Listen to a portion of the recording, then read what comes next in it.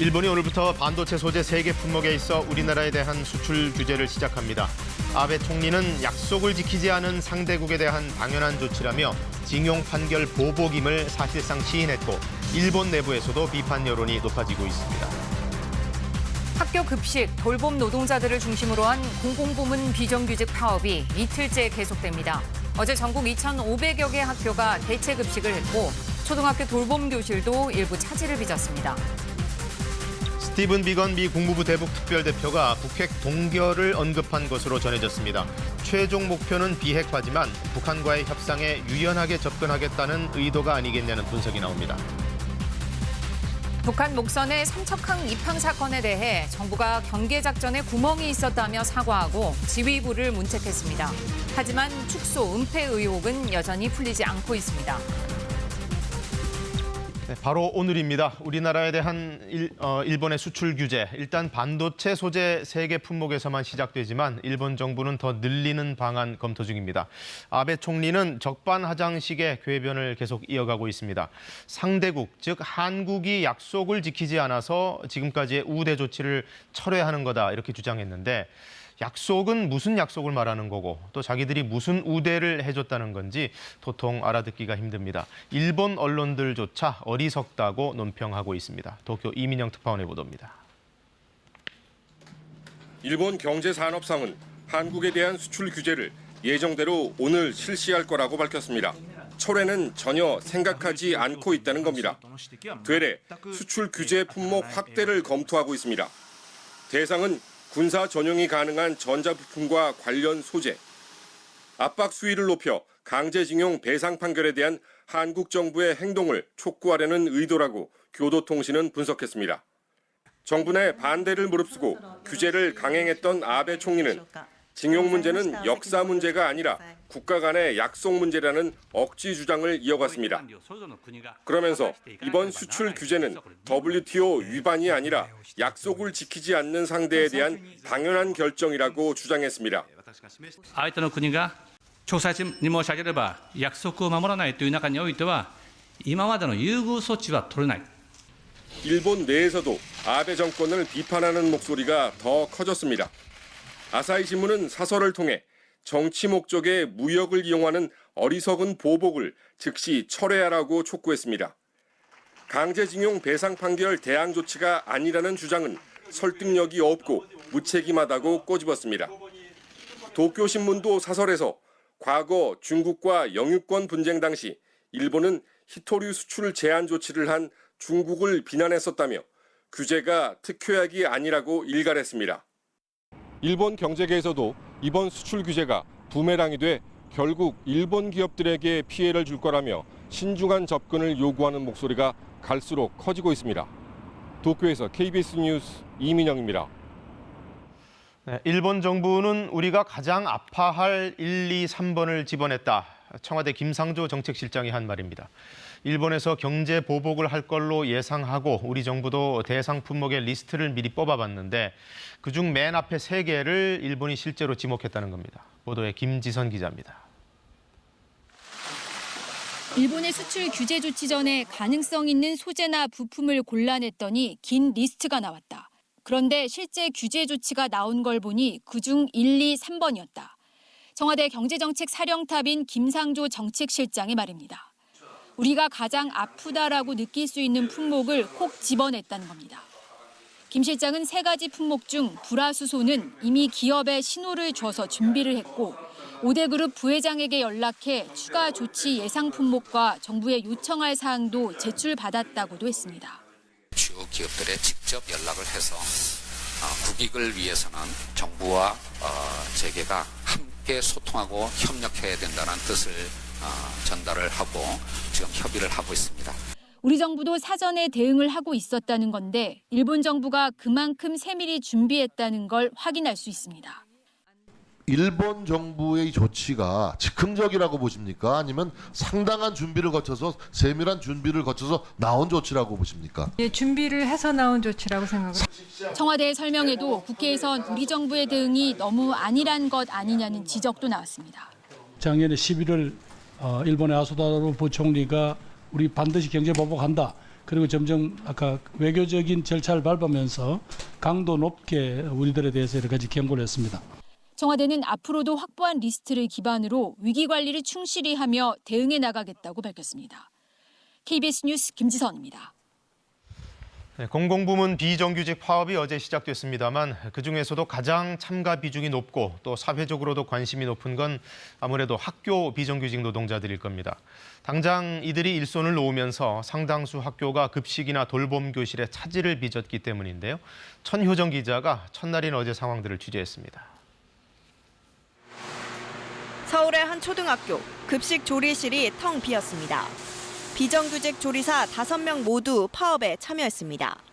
대신 지방자치단체가 지원한 배식 인력들이 빵과 우유를 교실로 실어 나릅니다.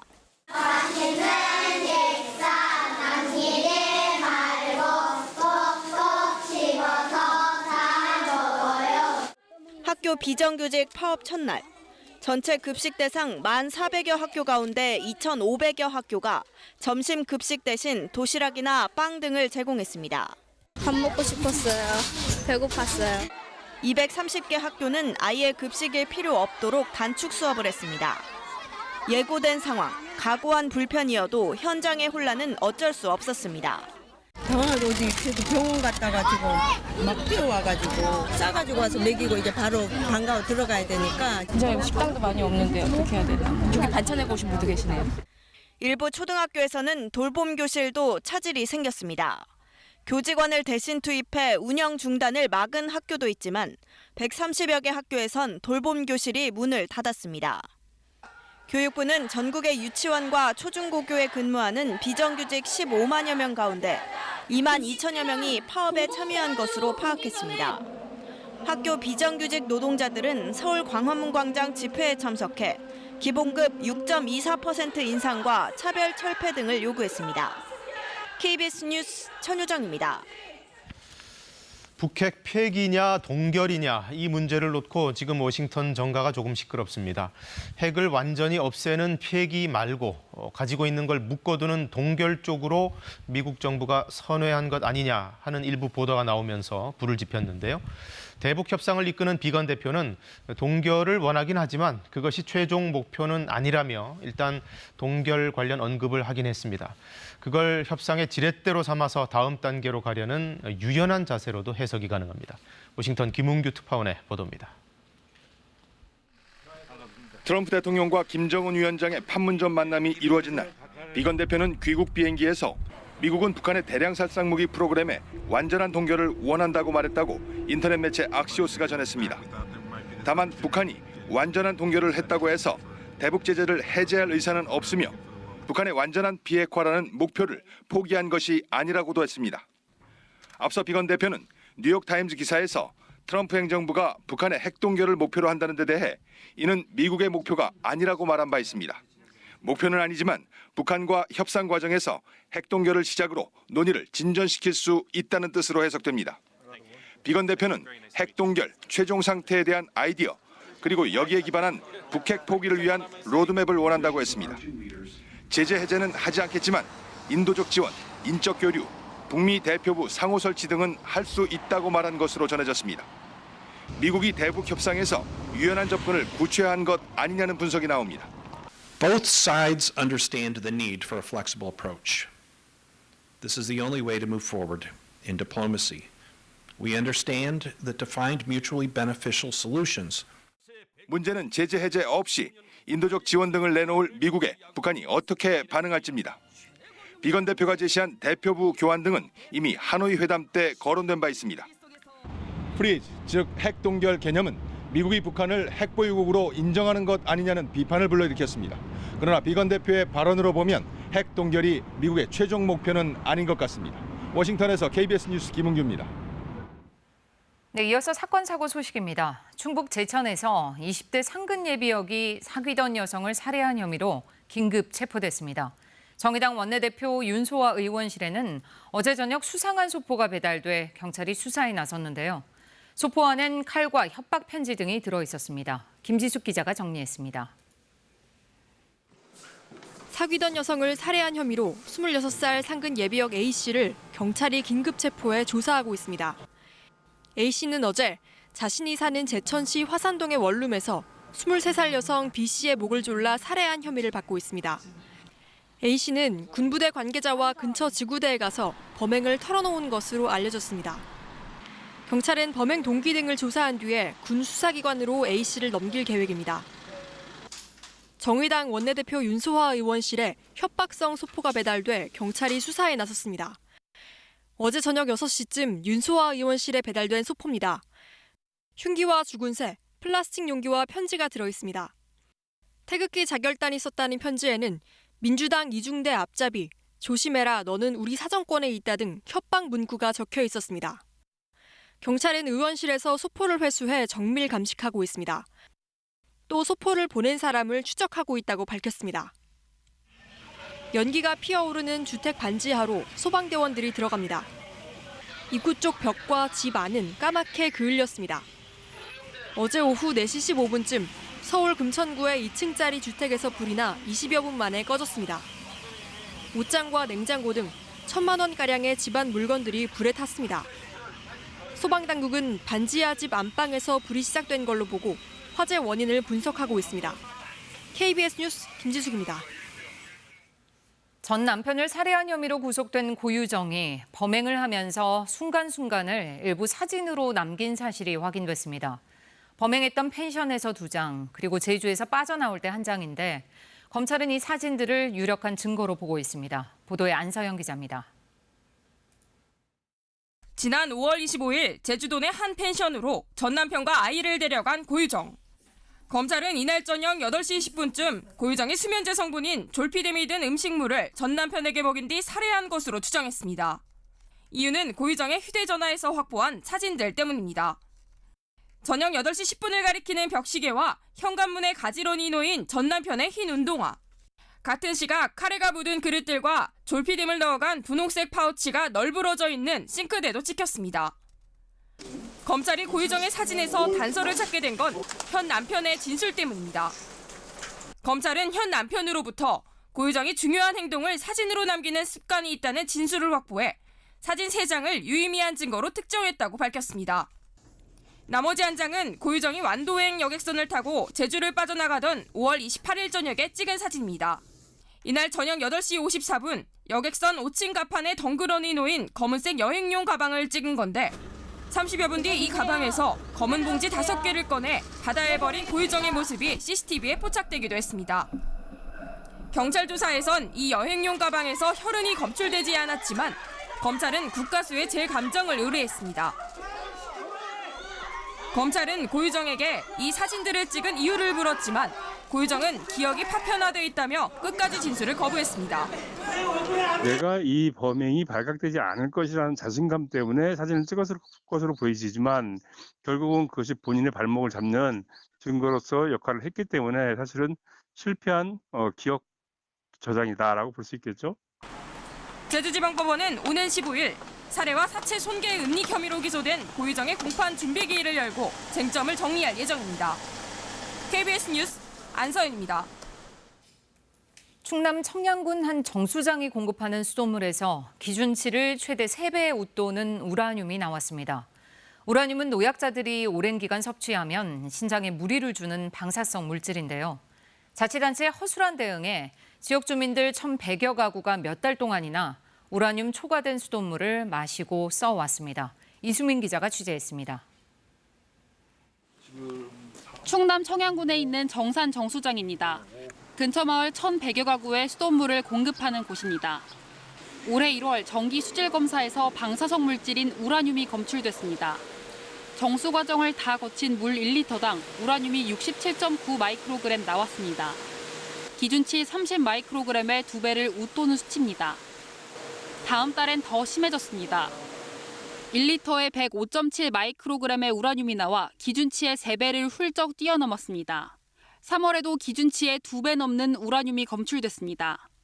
수돗물은 이런 상태 그대로 각 가정에 공급됐지만 주민 대부분은 우라늄 검출 사실을 전혀 모르고 있습니다. 이장님이 말씀에 전달하시거나 이런 거 없었어요? 잘 모르겠는데 집에 안 있어갖고. 몰라갖고 요새 그냥 먹었지 나. 수도법상 주민들에게 즉각 알려야 하지만 청양군은 지키지 않았습니다. 4월 초가 되어서야 군청 홈페이지에 주민 공고를 통해 알렸습니다. 수돗물 속 우라늄 농도가 석 달 연속 기준치를 초과한 뒤였습니다. 저희가 온 게 올해 1월이기 때문에 거기까지는 파악을 못했습니다. 최대한 빠른 시간 안에 수질 기준 이내로 들어올 수 있는 방법을 찾다 보니까 미처 거기까지는 생각하지를 못했습니다. 수돗물 공급 중단이나 대체 식수 제공 같은 조치도 없었습니다. 중앙부처의 보고도 제대로 하지 않아 환경부는 KBS의 취재 전까지 이런 사실을 파악하지 못했습니다. 방사성 물질 우라늄은 올해 1월부터 수돗물 수질 검사 항목에 새로 포함됐습니다. KBS 뉴스 이수민입니다. 네, 북한 목선이 삼척항에 들어온 사건과 관련해 어제 군 당국의 조사 결과 발표가 있었습니다. 북한 주민들은 이 배에서 내려 삼척항 방파제에 올라간 뒤 스스로 단속되기를 기다렸다는데 아무도 관심을 가져주지 않는 바람에 결국 우리 주민들에게 직접 접근한 것으로 확인됐습니다. 박민철 기자입니다. 북한 주민 4명이 탄 소형 목선이 삼척항 안으로 들어오고 배를 정박시킨 뒤 배에서 내려 방파제를 돌아다닙니다. 이들이 한참을 군이나 경찰에 단속되기를 기다렸다는 게 정부 합동조사 결과입니다. 북한 선원은 1명씩 배에 교대로 대기하고 3명이 제방 위에 올라가 단속되기를 기다렸습니다. 주변에 낚시꾼 5-6명만 보일 뿐 단속 기미가 없자 귀순한 선장이 다른 귀순자에게 전화를 빌려 이모에게 전화해보라며 재촉했다고 합니다. 그래서 가까이 있던 남측 사람에게 다가가 서울에 있는 이모에게 전화 좀 하자고 요청했고 어디서 왔냐고 물어 북한에서 왔다고 대답했다는 겁니다. 결국 이들과 대화를 나눈 주민이 112에 신고해 목선 입항 사실이 알려졌습니다. 배가 접안한 지 30분 정도 지난 뒤였습니다. 북한 주민들이 최초 출동한 해경에게 기관 고정으로 표류했다고 거짓말을 한 경위도 확인됐습니다. 귀순을 위해 내려왔다고 하면 북한에 있는 가족들이 피해를 볼까 봐 미리 말을 맞췄다는 겁니다. 정부는 이들에게 대공 용의점은 없다고 밝혔습니다. 2명이 군복을 입고 있었는데 1명은 친구에게 받은 것을, 다른 1명은 과거 군복무 때 입었던 옷이라고 진술했습니다. 또 목선의 엔진 출력이 통상 간첩선의 엔진 출력인 2,300마력에 훨씬 못 미치는 28마력인 점, 특수훈련을 받은 신체적 특징이 없고 무기나 간첩 통신 장비 등이 발견되지 않은 점도 확인됐습니다. 재반 사항을 종합적으로 볼 때 대공 혐의점은 없는 것으로 판단하였습니다. 북한으로 귀환한 2명은 3차례에 걸쳐 7시간 넘게 조사한 끝에 대공 용의점이 없어 북한으로 돌려보냈다고 밝혔습니다. KBS 뉴스 박민철입니다. 자, 북한 주민들 얘기는 그렇고 그것보다 우리 군의 감시 공백 문제가 더 심각한 화두로 남게 됐습니다. 청와대와 군 당국이 문책 조치를 하긴 했지만 여전히 덜 풀린 의혹들이 많습니다. 한승현 기자가 이어서 보도합니다. 북한 목선이 NLL을 넘어 아무런 제지 없이 삼척항에 도착할 때까지 걸린 시간은 57시간입니다. 해군과 해경, 육군 모두 전혀 알지 못했습니다. 해군 경비정과 초계기, 해경 항공기가 작전 중이었지만 목선을 탐지하지 못했습니다. 육군의 해안감시 레이더도 목선을 잡아내지 못했고 지능형 영상감시 시스템은 삼척항에 들어오는 목선을 2차례 촬영했지만 낚싯배로 판단했습니다. 해안소초 경계병들은 미역 채취 어민들을 통제하느라 목선이 항구에 진입하는 모습을 보지 못했습니다. 해안 감시에 공백이 발생한 것으로 확인하였습니다. 더 큰 쟁점인 사실 은폐 축소 의혹은 여전히 풀리지 않았습니다. 목선이 방파제에 정박까지 한 사실을 알면서도 군이 발견 지점을 삼척항 인근이라고 발표한 것이 발단입니다. 군사보안상 통상 쓰는 용어라고 해명했지만 설득력이 떨어집니다. 해경이 지난달 15일 목선 신고 직후 삼척항에서 발견됐다는 상황 보고서를 전파했는데 이틀 뒤 합참 공보실이 굳이 인근이라는 표현을 쓴 이유는 여전히 석연치 않습니다. 누가 왜 삼척항 인근이라는 표현을 쓰자고 했는지에 대해선 답하지 않고 있습니다. 누가 먼저 하자 이런 것은 아니었고 당시 상황을 같이 이렇게 공유하면서 정리했던 내용입니다. 김육은 국가안보실 1차장이 엄중 경고를 받았지만 안보실이 안이하게 판단했다는 근거는 설명하진 않았습니다. 또 군 책임자인 국방장관과 합참의장은 국방부 조사 대상에서 빠져 이른바 셀프 조사의 한계를 드러냈다는 지적도 나옵니다. KBS 뉴스 한승현입니다. 트럼프 대통령이 중국과 유럽이 환율을 조작하고 있다는 의혹을 제기하며 미국도 응수를 해야 한다고 밝혔습니다. 연준에 또다시 금리를 내리라고 압박을 한 겁니다. 한편 미중 두 나라는 지난 주말 예고한 대로 조만간 고위급들이 만나서 무역 협상을 재개하기로 했습니다. 뉴욕에서 김철우 특파원이 보도합니다. 중국과 유럽이 대규모 환율 조작 게임을 하고 있다. 트럼프 미국 대통령이 트위터를 통해 미국과 경쟁하기 위해 중국, 유럽이 통화 시스템에 돈을 쏟아붓고 있다며 이같이 밝혔습니다. 가만히 있으면 공손하게 앉아 지켜보는 멍청이가 될 것이라며 미국도 응수해야 한다는 말도 했습니다. 트럼프 대통령은 보름 전에도 유럽 중앙은행이 경기 부양책을 발표했다며 이는 달러화 대비 유로화를 떨어뜨려 불공평하게 미국과 경쟁을 더 쉽게 하려는 것이란 트위터를 올렸습니다. 트럼프 대통령의 잇따른 언급은 금리 인하 등 통화 완화 정책을 통해 달러화 가치를 떨어뜨려야 한다는 주장을 강조한 것으로 해석됩니다. 뉴욕 증시는 연준과 유럽 중앙은행의 새로운 인물들이 통화 완화 정책을 지지할 것이란 기대로 일제히 상승 마감했습니다. 다우존스 지수는 180포인트 가깝게 오르며 사상 최고치를 기록했고 스탠더드 앤 포어스 지수도 3,000 돌파를 눈앞에 두고 있습니다. 전문가들은 여러 요인이 금리 인하 가능성을 높이고 있다고 평가했습니다. All central banks are definitely biased to lower rates and also further extend accommodation given how weak the global economy is and also the fact that inflation is so low. 이런 가운데 지난 주말 무역 협상을 재개하기로 한 미국과 중국이 조만간 고위급 협상을 시작할 것으로 전해졌습니다. 미국 언론들은 커드로 백악관 국가경제위원장과 나바로 무역제조업정책국장이 미중 협상 대표단이 곧 만난다는 발언했다고 보도하며 그 시기는 이번 주 혹은 다음 주쯤 될 것으로 전망했습니다. 뉴욕에서 KBS 뉴스 김철우입니다. 올해 경제 성장률 전망치를 정부가 또다시 내려잡았습니다. 우리나라는 물론 세계 경제도 예상했던 것보다 나빠져서 수치도 바꾼 건데 그나마도 추경안이 통과되는 등의 긍정적인 경우를 가정해서 잡은 전망치입니다. 오수호 기자가 이 전망치는 달성 가능한지 따져봤습니다. 올해 초만 해도 정부는 반도체 경기가 하반기부터 살아날 거라고 예상했습니다. 하지만 이번 발표에선 그 시점을 내년 초까지 미뤘습니다. 반도체 업황 같은 것도 굉장히 중요한 변수인데요. 최소한 아무리 늦어도 내년에는 반도체 업황이 이제 업턴을 한다. 미중 무역 갈등이 길어지면서 우리나라뿐만 아니라 세계 경제가 위축됐기 때문입니다. 그 여파로 수출은 벌써 7달째 내리 감소세인데 그 폭도 좀처럼 줄지 않고 있습니다.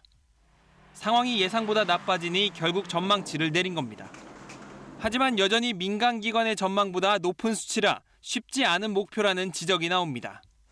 이미 1분기에 마이너스 성장을 기록한 점을 감안하면 2%대 중반이 쉽지 않아 보이기 때문입니다. 정부는 그러나 지금의 경제 정책이 제대로 추진되면 달성 가능할 것이라고 밝혔습니다. 추경도 반드시 이루어진다는 전제, 민간 투자를 촉진하기 위한 여러 가지 활력 대책을 제대로 추진해 나간다는 전제하에 목표치를 제시했다는 말씀을 제가 드립니다. 최근 불거진 일본의 반도체 소재 수출 규제는 성장률 변화를 줄 정도는 아니라며 반영하지 않았다고 설명했습니다. 그러면서 추가 추경 계획은 없다고 못 박았습니다. 다만 성장률 전망치 하향 조정에도 취업자 증가폭 전망은 종전에 한 달 15만 명에서 20만 명으로 높였습니다. KBS 뉴스 오수호입니다. 오늘도 통풍이 잘 되는 시원한 옷차림 하셔야겠습니다. 어제보다 폭염특보가 확대되겠는데요. 강원 영서와 경북 지역뿐만 아니라 서울과 경기 동부 지역으로도 오늘 오전 10시를 기해 폭염주의보가 발효되겠습니다. 오늘 한낮에 서울이 32도, 춘천은 33도, 대구는 34도까지 오르겠습니다. 맑은 날씨 속에 볕이 강해서 오늘 자외선과 오존 모두 주의를 하셔야겠습니다. 현재 서해안과 내륙 지역으로는 안개가 짙게 끼어 있습니다. 보은과 여수는 가시거리가 100m가 채 되지 않은데요. 앞차와의 간격을 넉넉하게 두시고 안전하게 운전하셔야겠습니다.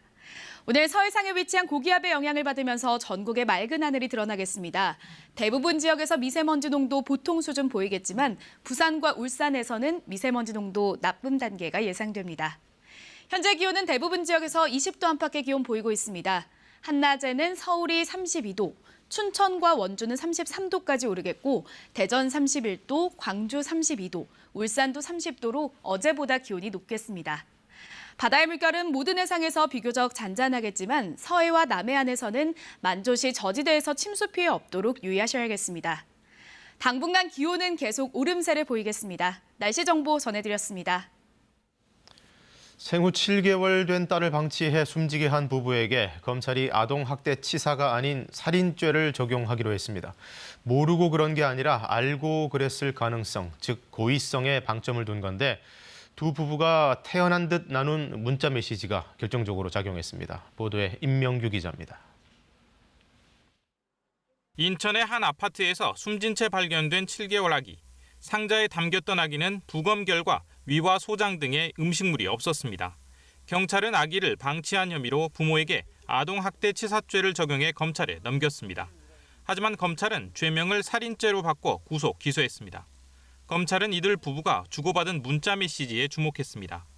아기 엄마는 아기를 방치하고 나간 뒤 남편에게 3일 지났으면 죽었겠네라는 메시지를 보낸 것으로 전해졌습니다. 부부는 경찰 조사에서 상대방이 아이를 돌볼 줄 알았다고 말했지만 거짓 진술로 드러났습니다.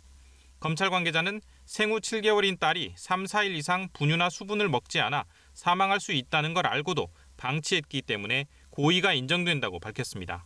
실제로 검찰 조사에서 아기 엄마는 딸이 죽어도 어쩔 수 없다는 생각을 했다며 살인 혐의를 인정한 것으로 전해졌습니다. 아내와 달리 남편은 검찰 조사에서 살인 의도가 없었다고 혐의를 부인하고 있는 것으로 전해지고 있습니다. KBS 뉴스 임명규입니다. 승차 공유 서비스 타다 기사들의 승객 성희롱 정황들이 불거져 파문이 커지고 있습니다. 뒤에 탄 여성 승객들을 몰래 촬영한 뒤 그걸 자기들 단체 대화방에 공유했다는 겁니다. 실제로 그걸 목격한 기사 한 명은 저희 KBS에 제보를 해오기도 했는데 상당히 빈번하고 심각한 문제라고 증언했습니다. 오승목 기자가 만나봤습니다. 넉 달 전부터 타다 기사로 일해온 A씨는 운행에 도움을 얻기 위해 기사들의 카카오톡 대화방에 들어갔습니다. 그런데 일부 기사들이 올린 사진과 성희롱 발언들을 보고 깜짝 놀랐습니다. 민소매 입으신 여자분이 술을 많이 취하셔가지고 뒷자리에서 주무시고 계신 상황이었는데 사람들이 막 좀 더 가까이서 찍어봐라. 호응을 해주니까 좀 자세히 가슴 막 중요 부위를 조금 더 확대해서 찍기도 하고. 앞다퉈 여성 승객에 대한 불법 촬영을 주문하는 등 수위가 높아지자 다른 기사들이 이를 제지한 적도 있다고 합니다. 하지만 승객의 몸을 찍은 사진들과 몸매를 지적하는 말들은 끊임없이 올라왔다고 합니다. 남성 승객들을 상대로 동성애를 비하하는 발언들도 때때로 나왔습니다. 남자들끼리 타면은 막 너무 친해 보이면은 쟤 막 게이 아니냐, 동성애 아니냐, 막 냄새 난다, 싫다, 빨리 내려주고 싶다, 뭐 그렇게 말도 하고. 대화방 내용이 알려지며 파문이 일자 이번엔 자신들의 대화방에 기자가 잠입한 것 같다고 의심하고 타다 회사 측이 내놓은 성인지 교육 강화 방침도 조롱했습니다. 타다 기사들은 대부분 간접 고용 형태로 채용 과정에서 성인지 감수성을 확인하는 경우는 거의 없는 실정입니다. 음주운전 유무를 서류를 떼오게 하고 면허증 한번 보고 그리고 바로 투입하는 거예요. 운전 테스트하고 있긴 있는데 그냥 뭐 몇백 미터 그냥 한 바퀴 돌고 오고 다시 주차하고 뭐 이런 거. 첫 선을 보인 지 아직 1년도 안 됐지만 회원수가 50만 명을 넘어선 승차 공유 서비스 타다. 회사 측은 문제가 된 기사를 계약 해지하며 황급히 사태 진화에 나섰습니다. 단호하게 대처해 나갈 예정이고 승객의 안전과 보호가 무엇보다 최우선입니다. 차별과 성희롱 없는 새로운 문화를 만들겠습니다. 하지만 기사 채용과 관리 시스템을 바꾸지 않으면 같은 문제가 반복될 것이라는 지적이 나옵니다. KBS 뉴스 오승목입니다. 네, 최근 미국 중부에 이어 이번엔 중국 랴오닝성이 초강력 토네이도에 쑥대밭이 됐습니다. 어제 저녁 단 15분 동안 불어닥친 토네이도에 지금까지 6명이 숨지고 190여 명이 다쳤는데요. 주차된 차도 날려버릴 정도로 강력했던 이 토네이도의 위력은 시민들 휴대전화에 고스란히 찍혔습니다. 천양에서 김명주 특파원이 전해왔습니다. 영화에서나 볼 법한 초강력 토네이도가 중국 동북부에 나타났습니다. 최대 풍속이 초속 23m에 달하는 거대한 소용돌이가 도심을 향해 돌진합니다. 别研究车水似的，看看龙卷风啊，刮上去老多东西了，看上天上卷吗？ 어제 저녁 무렵 15분 동안 발생한 토네이도로 지금까지 6명이 숨지고 190여 명이 다친 것으로 집계됐습니다. 이 지역에 유례가 없는 토네이도는 거리에 자동차도 날려버릴 정도로 강력했습니다. 시내 곳곳에 건물이 부서지고 가로수까지 뽑히는 등 인구 50여만 명의 도시가 거의 초토화됐습니다. 정전 피해도 잇따랐습니다. 情况很严峻，现在厂房啥我们正在抢救呢。那个麦克这个挺严重，现在我们正在那个整个园区厂房刮倒不少，现在有举报里头先有人啥的，我们正在搜索呢啊。 랴오닝성 기상당국은 동북지방의 냉류 소용돌이가 몽골 저기압과 만나면서 토네이도가 발생했다고 밝혔습니다. 시민들이 직접 촬영한 공포의 토네이도 영상은 웨이보 등 중국 SNS를 통해 순식간에 전국으로 퍼져나갔습니다. 선양에서 KBS 뉴스 김명주입니다.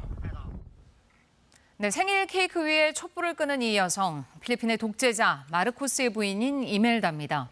한때 사치의 여왕이라고 불리기도 했었죠. 자신의 90살 생일 잔치를 필리핀 마닐라 인근 체육관에서 성대하게 열었는데요. 2,500명가량이 운집했다고 합니다. 그런데 참석자 중에 240여 명이 무더기로 식중독 증세를 보여 인근 병원 5곳에 분산 수용됐습니다.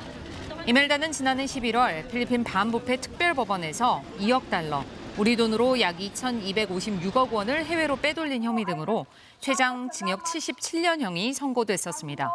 그러나 불과 15만 페소, 우리 돈으로는 약 320만 원 정도만 내고 곧바로 보석이 허가됐습니다.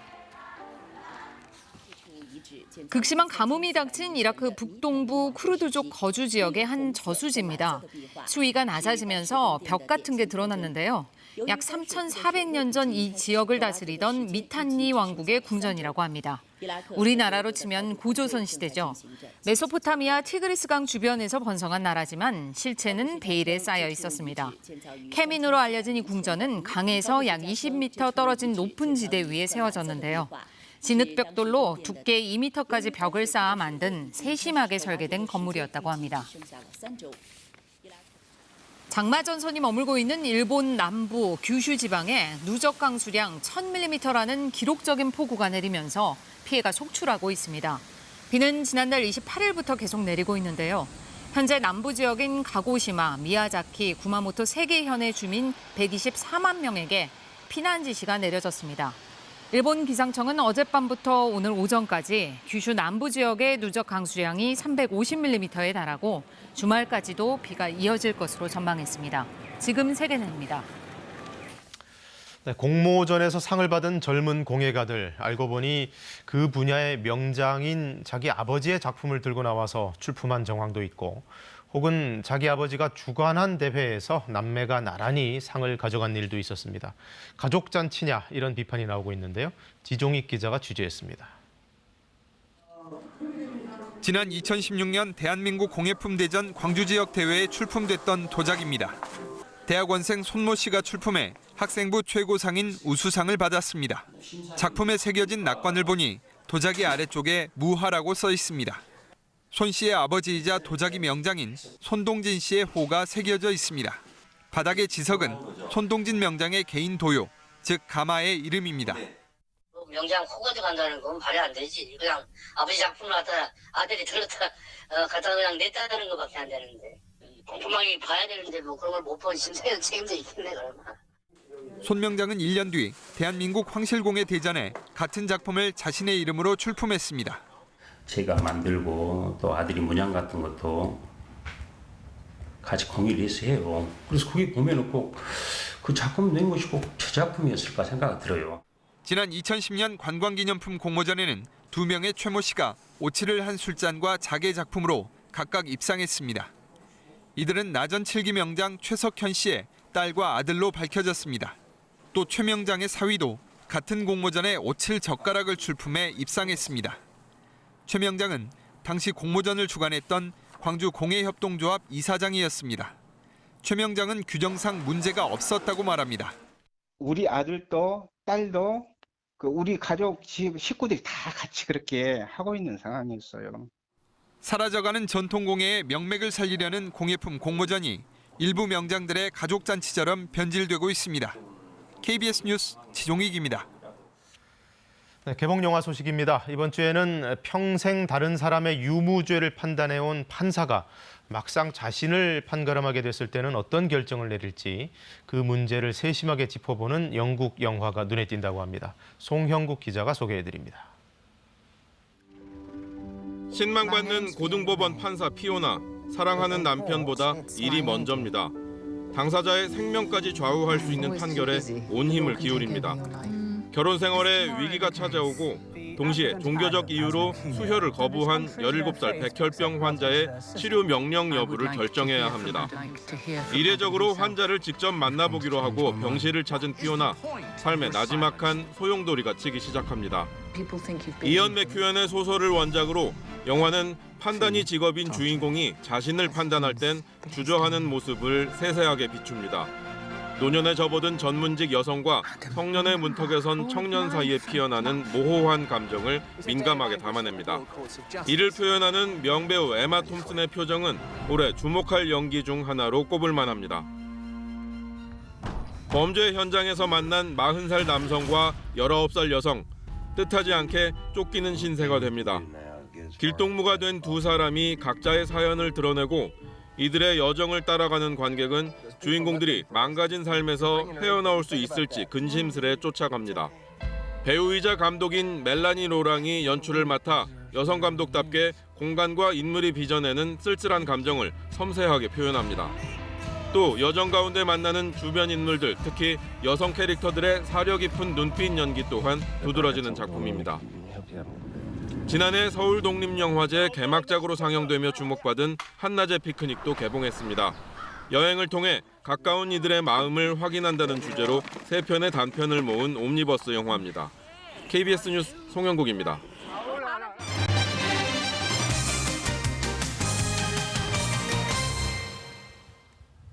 농협이나 수협 같은 상호금융권에서는 출자금을 넣으면 매년 배당금을 받을 수 있는데요. 그런데 이를 잘 모르거나 알아도 복잡해서 찾아가지 않는 돈이 무려 3천억 원에 이릅니다. 김민철 기자가 취재했습니다.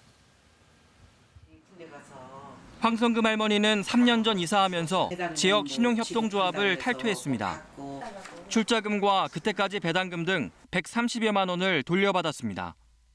하지만 탈퇴하던 2016년도 배당금은 이듬해 2월에 결정되기 때문에 받지 못했습니다. 그리고 최종 결정된 배당금은 2만여 원. 그 돈을 찾으려면 불편한 몸을 이끌고 1시간 넘게 버스를 타고 가야 했습니다. 이걸 타라도 차비 들이고 뭐 어쩌고 이런 거 뭐 많지도 않은 돈 뭐 일부러 가나도 그러다 보니까 깜빡했다가. 이처럼 출자금과 배당금의 존재를 모르거나 이를 알고도 찾아가지 않는 계좌가 1,200만 개, 2,900억 원 넘는 돈이 잠자고 있습니다. 조합에선 해마다 우편으로 안내하는데 주소가 바뀌어 반송되기 일쑤입니다. 금융통합 사이트를 통해 조회해볼 수도 있지만 조합원들 중엔 인터넷 사용이 어려운 노령층이 많아 사실상 소용이 없습니다. 설령 어렵게 연락이 돼 남은 돈이 있다는 걸 알게 되더라도 이 돈을 찾아가기란 쉽지 않습니다. 소액을 받으려 직접 방문을 해야 하다 보니 배보다 배꼽이 더 큰 상황이기 때문입니다. 좀 연로하고 인터넷 금융 이런 데 좀 익숙하지 않은 조합원들이 많고요. 가입 신청을 할 때 환급 받을 수 있는 계좌도 기입토록 하고. 또 은행 휴면 계좌처럼 조합 계좌의 잔액을 본인의 은행 통장으로 쉽게 이체할 수 있도록 하는 방안도 필요해 보입니다. KBS 뉴스 김민철입니다. 지난달 서울 강남에서 술에 취한 채 새벽에 버스를 몰던 운전기사가 경찰에 적발됐습니다. 음주 측정 결과 면허 취소 수준의 만취 상태였습니다. 지난 2월부터 이미 버스나 택시기사 등 운수 종사자는 운행 전에 음주 측정을 의무적으로 하도록 하고 있는데 어찌된 일인지 민정희 기자가 보도합니다. 이른 새벽, 시내버스 첫 차 출발 전에 기사들이 자체 음주 측정을 하고 있습니다. 지난 2월 여객자동차 운수사업법이 개정되면서 버스나 택시기사들은 운행 전 음주 측정을 해야 합니다. 일주일에 3초만 끄면 테이프가 나와요. 조금이라도 숫자가 표시되면 가보세요. 시행 넉 달 만인 지난달 12일 새벽 4시 40분쯤 서울 강남구에서 음주운전을 하던 버스기사 56살 A씨가 경찰에 붙잡혔습니다. A씨는 차고지에서 약 10km를 운전했는데 당시 혈중 알코올 농도는 0.1%였습니다. 내리는 승객분께서 운전자 눈이 좀 빨갛고 약간의 술 냄새 난다. 안전운행에 되게 위험해 보인다.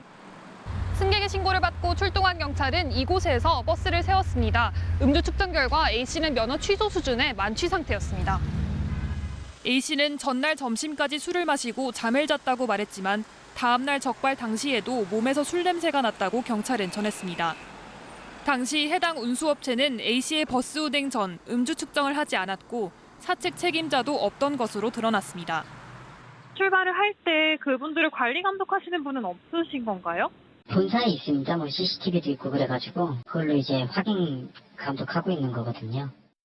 서울시는 해당 업체에 대한 행정처분을 내리고 현장에서 음주 측정이 이뤄지는지 운수업체를 전수조사할 예정이라고 밝혔습니다. KBS 뉴스 민정입니다. 강원도 동해시 해변에서 멸종 위기 중인 북방물개 한 마리가 탈진한 채 발견됐습니다. 그런데 이 물개의 목에는 쓰레기가 감겨 있었는데요. 이 피부가 깊게 패인 채 일부 속살까지 드러난 상태였습니다. 정명구 기자가 보도합니다. 검은 빛깔 몸체의 야생동물이 백사장 위에 앉아 있습니다. 멸종위기 야생동물 2급인 북방물개입니다. 자세히 보니 물개 목에 무언가 휘감겨 있습니다. 플라스틱 종류로 보이는 쓰레기가 목을 압박하고 있습니다. 이모가 물 위에 뭔가가 떠 있는 것을 보고 가까이 다가가서 보니까 물개였다고 목에 밧줄 같은 게 묶여 있었대요. 해양경찰과 해양생물 전문기관이 출동해보니 물개는 쓰레기에 목이 졸려 심각한 상처가 생긴 상태였습니다. 정상적인 먹이 활동조차 어려웠을 것으로 추정됩니다. 일부분은 폐여서 좀 진피까지 노출이 많이 되고 오래된 상처로 보인다고 하시더라고요. 지금 굉장히 급박한 상황입니다. 북방물개는 주로 겨울철에 동해에서 적은 수가 관찰됩니다. 북방물개가 관측된 해변입니다. 여름철인 7월에 이 동해안에서 발견됐다는 것 자체가 이례적입니다. 구조된 물개는 현재 해양생물 전문 보호기관으로 옮겨져 집중 치료를 받고 있습니다. 우리 바다에 버려지는 쓰레기는 한 해 약 15만 톤 정도, 바다를 오염시키고 해양 생태계를 위협하는 가장 큰 요인이 되고 있습니다. KBS 뉴스 정명구입니다. 새 부리를 닮은 새조개는 서해안의 대표 겨울 별미 중에 하나인데요. 해마다 어획량이 급감해 이제는 좀처럼 맛보기가 힘들 정도입니다. 그런데 충청남도가 인공 산란을 통해서 어린 새조개를 생산하는 데 성공해 자원 회복의 길이 열렸습니다. 보도에 송민석 기자입니다. 새 부리와 모양이 비슷해 이름 붙여진 새조개는 쫄깃하면서도 바다양 가득한 맛이 일품입니다. 한때는 흔한 조개였지만 어획량이 줄면서 킬로그램당 가격이 10만 원을 훌쩍 넘겼고 올해는 축제까지 미뤄졌습니다. 실제 새조개 어획량은 2003년 정점을 찍은 뒤 해마다 줄어 300톤대까지 떨어졌고 올해는 100톤까지 준 것으로 알려졌습니다. 택도 없습니다, 진짜로. 옛날에는 막 한 30kg 막 이렇게 물 많이 빠질 때 했었는데 지금은 이건 뭐 이렇게 보물찾기 해야 돼요. 충청남도가 기술 개발에 착수한 지 4년 만에 인공산란으로 어린 새조개를 대량 생산하는 데 성공했습니다. 새조개는 식물성 플랑크톤을 먹고 자라는데 플랑크톤을 대량으로 배양한 뒤 새조개 생육에 알맞은 양식 기술을 확보한 겁니다. 적정량을 공급해 주는 게 최대의 관건입니다. 그래서 단계별로 종류별로 틀린 플랑크톤을 공급을 해줘야 되는데 저희들은 이런 기술을 좀 보유하고 있습니다. 기존 방식과 달리 1cm 크기까지 키워내보내면서 생존율도 크게 높아졌습니다. 지난달 말에 어린 새조개 30만 마리를 살포한 홍성 죽도 앞바다입니다. 이 가운데 30-40% 정도가 생존할 수 있을 것으로 연구소 측은 기대하고 있습니다. 연구소 측은 육상 양식장에서 출하까지 가능한 새조개 완전 양식 기술 확보를 위해 관련 연구를 지속할 계획입니다. KBS 뉴스 송민석입니다. 이 시각 현재 출근길 교통 상황 알아보겠습니다. 서울경찰청입니다. 안녕하십니까. 목요일 아침 교통정보입니다. 목요일 목소리 높여 외치고 싶은 말씀이 있습니다. 다름 아닌 교통법규 준수입니다. 왜냐하면 며칠 전 지금 보시는 도로 주변에서 교통법규 위반으로 사망사고가 발생했기 때문입니다.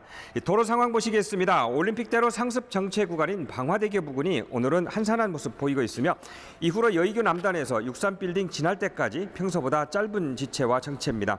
원주로 모습은 어제와 비슷합니다. 도심 안쪽 내곡나들목과 매봉터널 사거리 등에서 밀리고 있으며 반포대로 국립국악원 쪽으로 강남 성모병원 사거리 부근이 밀렸다 풀렸다를 반복하고 있습니다. 교통통제 및 혼잡 예상 정보입니다. 서울시 교육청 앞에 오전 10시부터 낮 12시까지 규모가 제법 큰 집회가 예정돼 있으며 효자동 파출소 앞에도 오후 2시부터 6시까지 집회 후 도로 행진이 예정돼 있습니다. 이 규모는 작지만 시청 앞 서울광장까지 2개 차로를 이용한 행진으로 혼잡이 불가피할 것으로 보고 있습니다. 교통정보였습니다.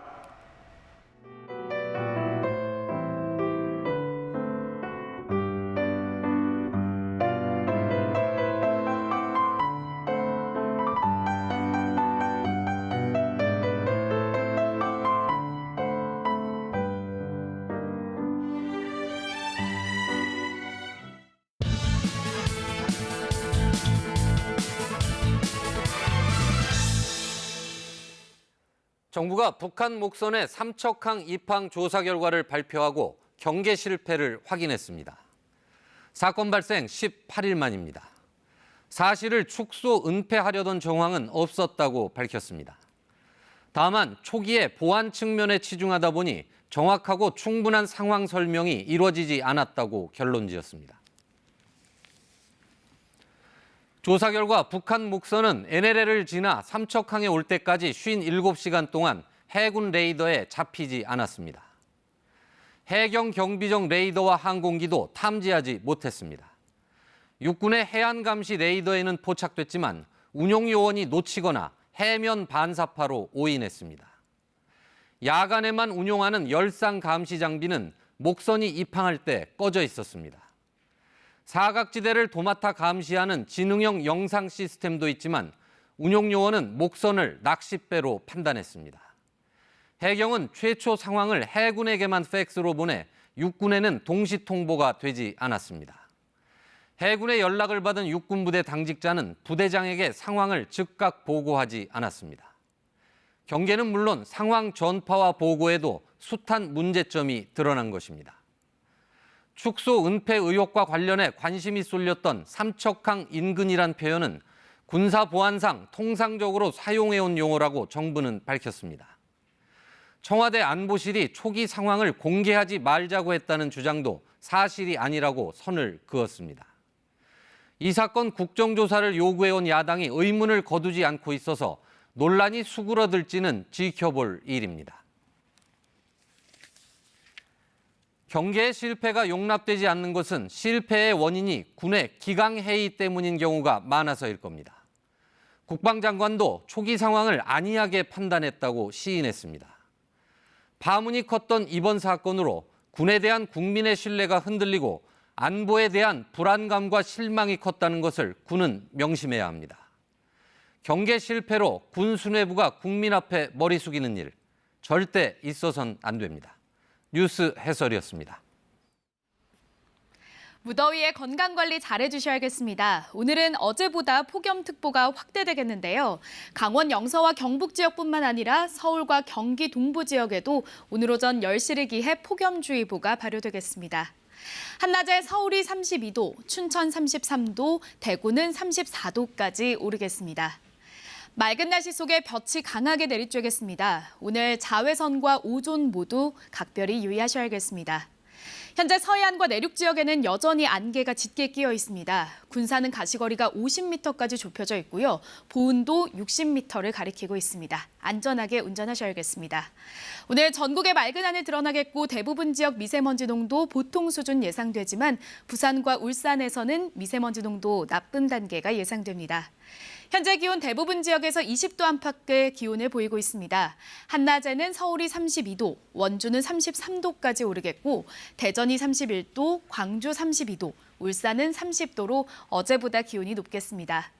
바다의 물결은 모든 해상에서 비교적 잔잔하겠지만 바닷물의 높이가 높은 기간입니다. 서해안과 남해안에서는 저지대 침수 피해 없도록 유의하셔야겠습니다. 날씨 전해드렸습니다. 네, 뉴스광장 오늘 순서 마치겠습니다. 시청해주셔서 고맙습니다.